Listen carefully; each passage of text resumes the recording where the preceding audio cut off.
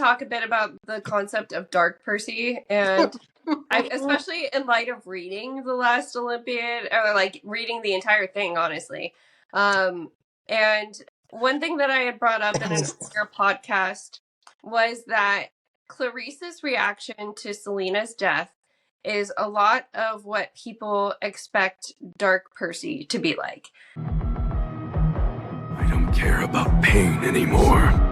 More important than pain is the sin pulse that's rising within me. This vengeful protectiveness. And I'm not saying Percy's not protective and that he doesn't get sassy and angry sometimes, but we're in his head when he's going through some of these fights. And in some of these fights, he's calculating, like, okay, that giant over there reminds me of Tyson, so I have to remind myself that's not Tyson. Mm-hmm. Oh, there's a hellhound I'm going to fight. It's not like Miss O'Leary.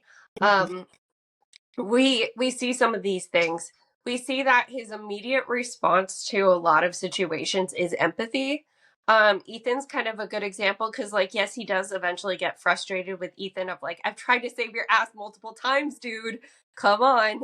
But at first, he's just like, I'm not going to fight to the death with another demigod. Are you guys freaking crazy? I'm here to recruit. But I think that you were right that people want him to be like Clarice. Mm-hmm. They want him to go off and like avenge people and do all these crazy things. Because honestly, because of toxic masculinity, I think it's most of it. They're just used to characters like that doing those sort of things. But Percy isn't that kind of person.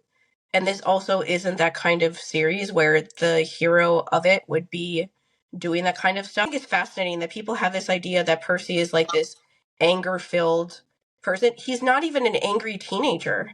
Exactly. He's not. Like, yeah. Like, yes, there are times when he's angry, sure. Mm-hmm. But he's angry for justifiable reasons. And his anger doesn't, like, control his actions. I guess is like the main thing. Like, she looked like she was ready for a fight. Her fists were balled, but I thought I heard a little quiver in her voice. Suddenly, I realized that despite her angry attitude, she was afraid of me. She probably thought I was going to fight her for control of the river, and she was worried she would lose. The thought made me sad. I felt like a bully, son of Poseidon throwing his weight around. I sat down on a tree stump. Okay, you win. The Naiad looked surprised. Really? I'm not going to fight you. It's your river. In The Last Olympian, we see when he's on the bridge and he sees the Minotaur has a necklace of demigod kids that he's killed. That makes him so angry. But his response after that is like, well, I don't want to hurt these hellhounds because they look like my pet. But I'm like literally convincing myself that I can do this. That I can hurt these people, these dogs, because they're not my dog. And even when he's like angry like that, he's hurting hellhounds because he has to, and he's purposefully not hurting demigods to the point that they would die because he doesn't want to actually hurt any of them. And so even in that moment when he's angry at the Minotaur, he's still in control of himself. I understand people wanting that sort of thing. Like if you're somebody that struggled with anger stuff, wanting to see a character like that struggles with it, but is able to handle it. That is like the hero of the thing that you like, but that's not Percy. Percy isn't somebody that like struggles with his anger. He doesn't need to learn how to control his anger. He's been abused since he was a child. Like, exactly.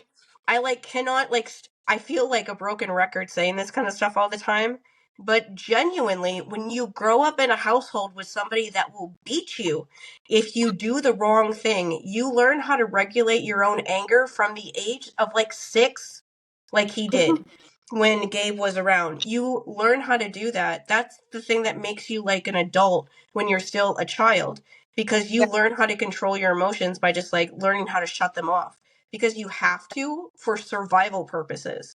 And so Percy had to do that. He also had to do that at school with teachers and stuff. He couldn't just like go off on teachers. That's why the times when he does, like one of the very first things that ever happens in The Lightning Thief. I was going to say, like, the only time that I've read it is in this book. Oops.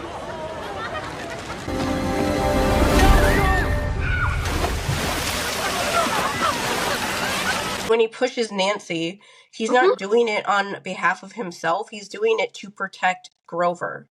That's Exactly. like, that's always the reason why he does it, is to like help somebody else. He doesn't do it on behalf of himself because he's angry about something that happened to him. But even when he does it to help other people, it's still way more controlled than almost most characters in this series, honestly, at one point or another. He is not the person that's going to like lose it in that way. He's always going to have some control over his emotions because of his childhood and Hmm. what happened to him in his childhood. And so it's like it's weird to watch people want to make him into this like edgy, angry, vengeful person when that's just like not him. Like, yes, he gets mad, but it doesn't ever get close to consuming him. That's Hmm. not, he's too hard on himself. He is way too hard on himself to ever get to like a point like like this is obviously my interpretation because I also do not have this problem. I Hmm. shame myself so much for getting mad that it's like a miracle that I even let people see me get mad most of the time. But my interpretation of this as somebody people who do is that you have to be able to get angry like that, you have to feel sure, I would imagine, that how you feel is like justified and that you have a right to be this angry and you want to like unload it on other people. I'm sorry. I didn't mean to.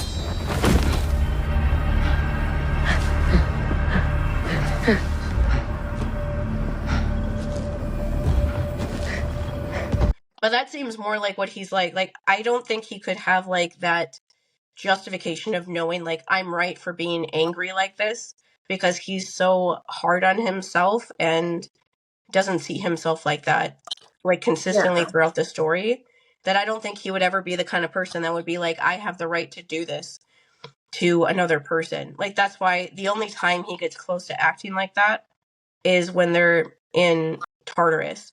And it's because he's literally like having a mental breakdown, like legitimately. They're Yeah. going through so many horrible things. And the thing that he hurts is the god of misery, and he just makes her feel some misery back for a couple seconds because he's tired of everybody hurting everybody he loves and cares about and nobody getting anything back.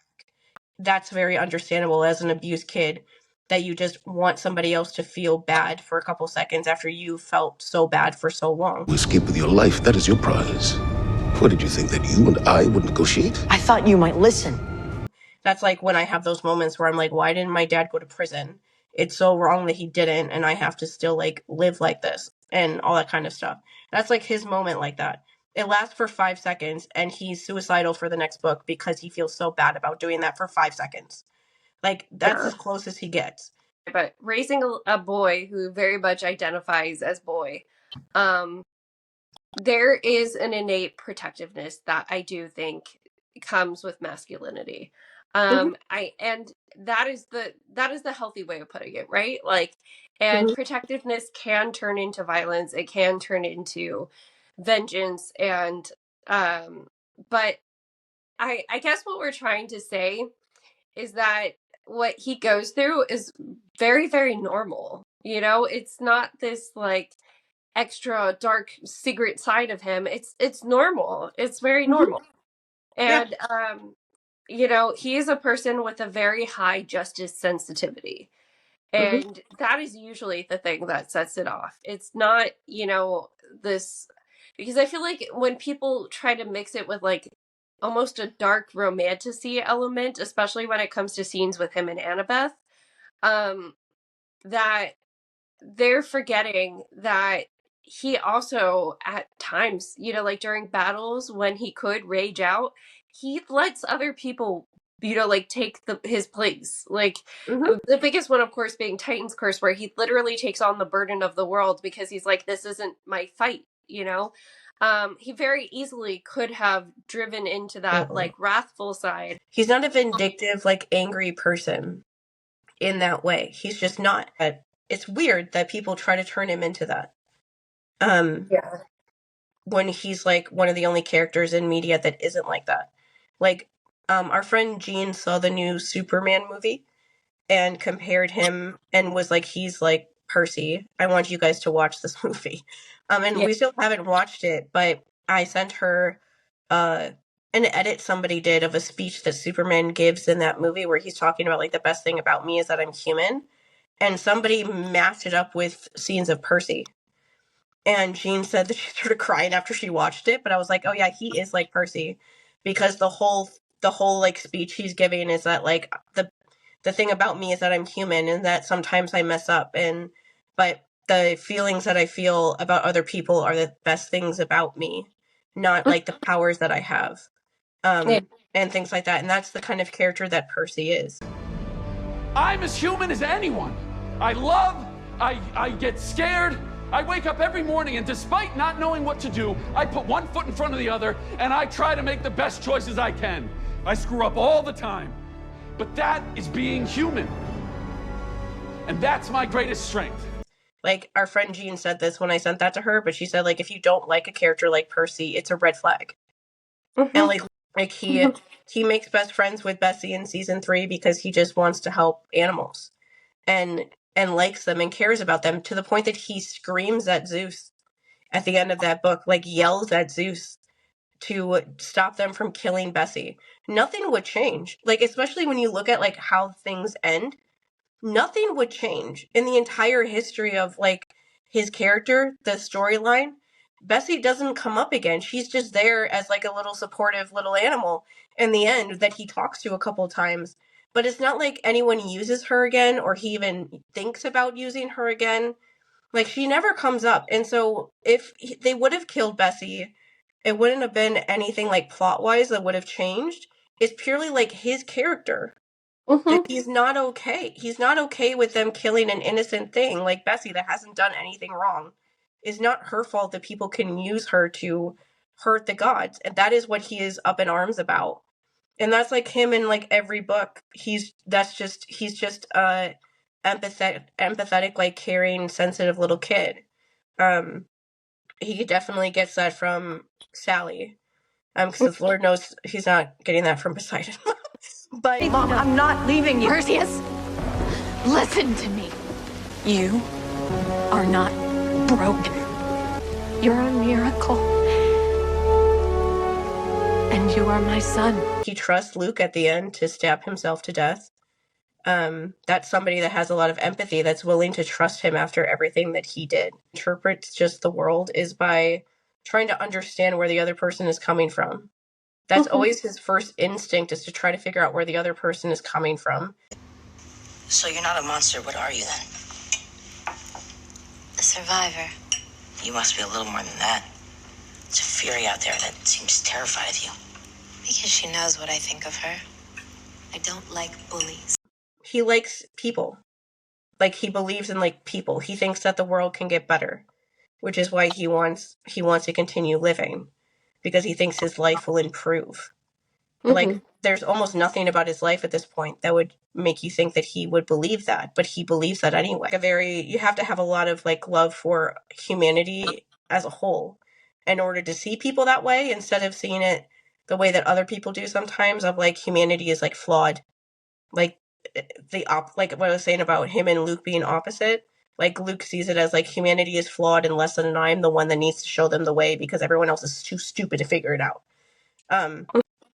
Percy would never say something like that. And I'm generally trying to think of a character like that, like a one that has more, like, rage, that is able to, like, get a hold of it. The best character I can think, just to give people one like that, the best character I can think of is Bakugo from My Hero Academia. It's an anime. I hate Bakugo on principle because he spends 2 seasons screaming. Like, literally screaming. And he still screams even when he's not being mean, but that's just how he talks. But for, like, 2 seasons or so, he just is actually screaming and being, like, the worst to, like, the main character in that anime, and is a full-on, like, bully.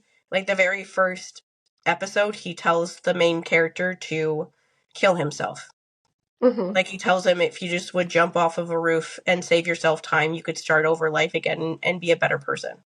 Yeah. Like, and so he goes through a really good character development really, really good character development story in that anime where he apologizes for that and a lot to the main character who has a lot of anxiety issues because of how he terrorized him growing up, and like goes out of his way to say sorry for doing that, tries to make it up for him, does a lot of stuff in fights to try to protect him for trying to make up for how he treated him. He completely changes everything around. And even though he's still always like yelling, because that's just how he talks, it's not the same at all anymore. He turns into a completely different person. I don't like him because he just reminds me of bad things. But as a character, he does an actual like redemption story. He actually goes through like a redemption story, and he's one of the rare ones that actually does. If you guys do watch this on YouTube, like, feel free to leave in the comments if you guys have any characters that come to mind for you of like what is one for somebody who's looking for that relatability. But yeah, as a mom of a boy that's in about this age group, like, I think these discussions are always important to have with boys. Like, you don't have to be this scary masculine thing to be performing masculinity well. You don't have to exclude others to make that happen. You don't have to be violent or tough.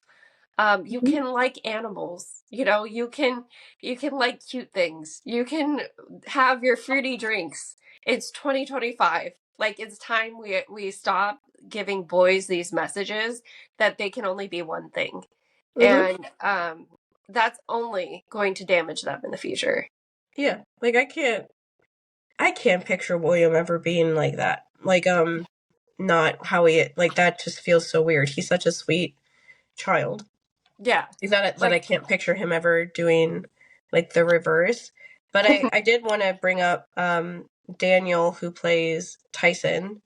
One really great answer to a question that he got asked during Comic-Con times was they asked like something that they learned from their characters. And he said that one of the things he learned from Tyson was always holding on to that like empathy and like sweetness and like caring for other people. Yeah, I think for me, I think Tyson's really taught me that openness and sensitivity is a superpower of its own type. I think, again, like growing up and becoming a man, so much of who you are, I think, is based off of becoming responsible and taking care of other people. But you also learn pretty quickly on that trust is something that kind of is given over time, and that walls are usually put up pretty early on. And with Tyson, it's just not the case at all. He's very, very open, very, very loving from the moment that he meets anybody, and willing to see the best in everyone. And I think it's on the surface such like an easy kind of answer, but I think stepping into that space for so long and living in that space and finding how vulnerable that made me feel and how much strength I think that it takes to kind of be in that space consistently was something that was really, really cool, and something I was really grateful for, and hopefully something that I also take into my future as well. I'm really glad that he said that, and I hope he says that more when the show actually is airing. I'm sure he will in other interviews and stuff, because that is very important to remember about Tyson. Like, everybody loves Tyson. He's also showing masculinity.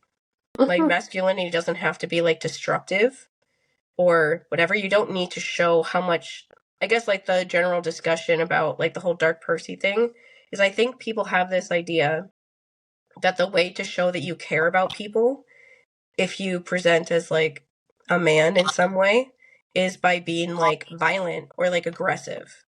And that is the only way to show that you care about people. But that's usually not what makes people feel actual like care for people. Like if Percy started, I don't even know what, if Percy like was in, when he was in the underworld with Hades at the beginning of the book when Nico backstabs him, if he like went after Hades when he disappears and tries to like stab him a bunch of times, would that be him protecting Nico? Like, no, that would just made everything a million times worse, and Hades wouldn't have come to show up to help at the end. Instead, he leaves it up to Nico to help get his dad here and help prove that he's a trustworthy person after he felt betrayed by him. That's like, that is still being like showing masculinity in a positive way. So Shannon and I obviously grew up with a lack of healthy masculinity in our area, like or in our family. And I've gotten to a place where I found a man who I believe has healthy masculinity. Very much a provider, and not necessarily a provider in like, let me bring home the bacon, but more just he he has never ever let me feel like I don't have someone taking care of me. um he's like, I don't know what I'm gonna do when he's gone, like that's where we're at. But That's totally different from the people that I knew growing up like that, who said that they were men, but were not. I was more of the man of the house than anybody else. yeah, I imagine you had to be.